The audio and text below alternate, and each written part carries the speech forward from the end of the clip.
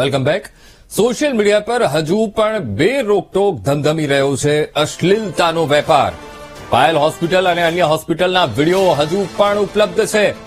YouTube પરથી video હટ્યા પણ Instagram પર વિડીયો હજુ પણ અપલોડ થયેલા છે. મહિલાઓની સારવારના વિડીયો હજુ પણ સાયબર માફિયા વેચી રહ્યા હોવાનો ખુલાસો થયો છે. લાખોના ફોલોઅર્સ ધરાવતા આઈડી પર વિડીયો હજુ પણ અપલોડ છે, ત્યાંથી નથી હટાવાયા.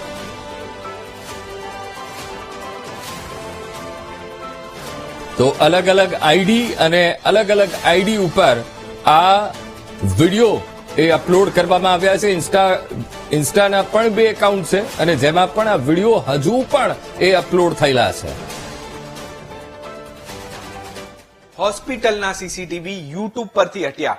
પોલીસે એફઆઈઆર કરી અને ત્યારબાદ પોલીસના ડરથી ક્યાંક જે યુટ્યુબ ચેનલ ઉભી થઈ હતી કે જે અશ્લીલતાના નામે વેપાર કરતી હતી તે બંધ થઈ, પરંતુ હજુ પણ ઇન્સ્ટાગ્રામ પર આ વિડીયો જે છે તે અપલોડ થઈ રહ્યા છે. પાયલ હોસ્પિટલના વિડીયો હજુ પણ ઇન્સ્ટાગ્રામ પર જોવા મળી રહ્યા છે. વીટીવીના સર્ચ દરમિયાન અનેક એવી આઈડી કે જેના હજારોમાં લાખોમાં ફોલોવર છે અને આ જે દ્રશ્યો જોઈ શકાય છે કે ઇન્સ્ટાગ્રામની આ MIM6A 0.2 નામની આ જે એક ઇન્સ્ટાગ્રામની આઈડી છે કે જેમાં આ વિડીયો જે છે તે જોવા મળી રહ્યા છે, જેની અંદર અનેક વિડીયો જે છે તે અપલોડ થઈ રહ્યા છે. અને આ વિડીયોની અંદર જે પ્રકારે દ્રશ્યમાં જોઈ શકાય છે કે જે પાયલ હોસ્પિટલનો વિડીયો અહીં જોવા મળી રહ્યો છે અને અહીં અપલોડ કરવામાં આવ્યો છે.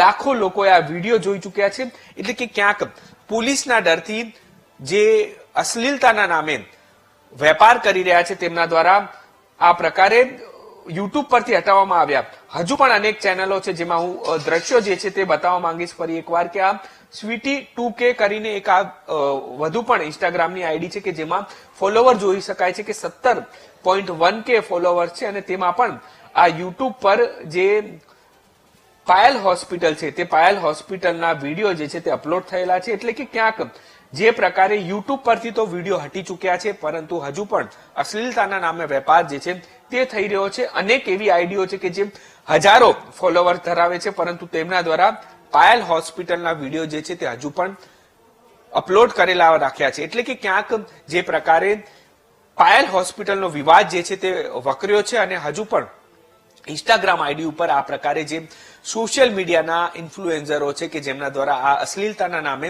રૂપિયા કમાણી કરવામાં આવે છે, ત્યારે હવે ઇન્સ્ટાગ્રામ પરથી આ તમામ વિડીયો માત્ર પાયલ હોસ્પિટલ નહીં અન્ય હોસ્પિટલના વિડીયો પણ ક્યારે દૂર થાય છે તે જોવું રહ્યું.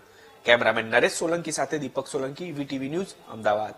માત્ર હોસ્પિટલ નહીં પરંતુ મહાકુંભમાં સ્નાન કરતી મહિલાઓના વિડીયો પણ અપલોડ કરી અને અશ્લીલતાના નામે અનેક લોકો કમાણી કરી રહ્યા છે. વીટીવી ન્યૂઝ દ્વારા સર્ચ કરવામાં આવ્યું અને યુટ્યુબ પરથી તો એ વિડીયો અને ફોટોઝ જે કુંભના સ્નાન કરતી મહિલાઓના હટી ગયા, પરંતુ ઇન્સ્ટાગ્રામ કે જે અત્યારે યુવાઓ સૌથી વધારે વાપરી રહ્યા છે અને સર્ચની અંદર આજે એક આઈડી જોવા મળી ફેન બ્રો, જેના હજારોની અંદર ફોલોવર છે અને આ આઈડીથી મહિલાઓ સ્નાન કરતી હોય છે કુંભમાં તેમના વિડીયો જે છે તે અપલોડ કરવામાં આવ્યા છે. આ દ્રશ્યો બતાવવા માંગીશ કે અનેક વિડીયો જે છે તે હોસ્પિટલની સાથે કુંભમાં સ્નાન કરતી મહિલાઓના વિડીયો જે છે તે પણ અહીં અપલોડ થયા છે. એટલે કે આ પ્રકારે જે મહિલાઓ સ્નાન કરતી હોય છે તેના વિડીયો આ પેજ પર જોવા મળી રહ્યા છે અને અનેક લોકો આ વિડીયો જે છે તે જે મહિલા સ્નાન કરતી હોય છે, ક્યાંક પવિત્ર સ્થાન છે મહાકુંભનું, તે સ્થળ પર જતી મહિલાઓના વિડીયો ઉતારી અને જે વ્લોગર હોય છે તેમના દ્વારા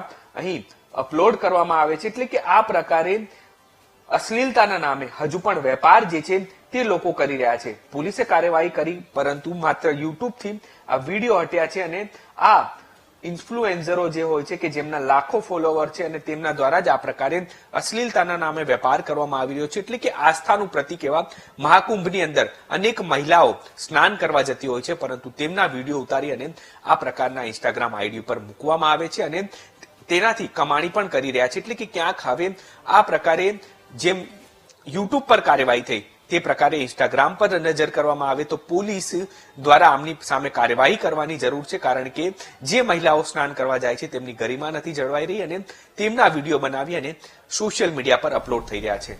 કેમેરામેન નરેશ સોલંકી સાથે દીપક સોલંકી, વીટીવી ન્યૂઝ, અમદાવાદ.